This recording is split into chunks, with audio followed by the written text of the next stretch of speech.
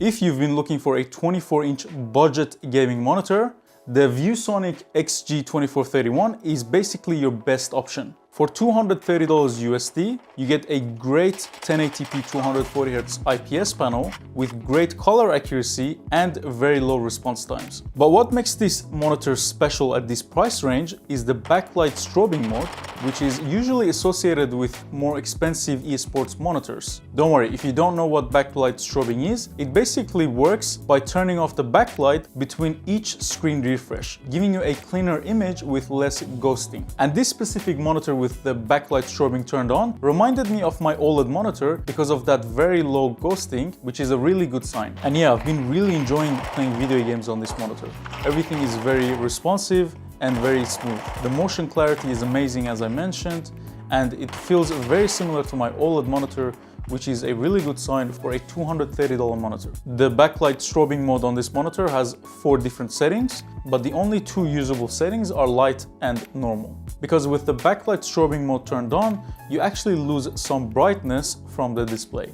And with the light and normal mode, the brightness loss is very minimal and it's still a playable experience. But once you go above that, it's basically too dim for you to see anything. So I do recommend, if you're going to turn it on, leave it on light or normal. This is an IPS panel, so the color accuracy is really good out of the box. And according to ratings.com, it's 81% accurate. But if you do decide to calibrate it, it will be very accurate at 98%, which is a really good sign for a monitor at this price. The stand that comes with this monitor is also very impressive for this price range. It can do everything that you want it to do, like swivel and tilt, and it can even go into vertical mode, which is a nice to have. The only downside to the stand is that it doesn't have a cable management opening. This monitor is really good for FPS games, but it's not going to be good if you mostly play story-based games, because the HDR and the pixel density on this monitor is not great. It's only a 1080p monitor, which means you're not going to get the clearest image, and it's also only 24 inches, which means that it will be too small for you to have an immersive experience playing any story-based games. So if you play any of those games most of your time, then I suggest you stay away from this one.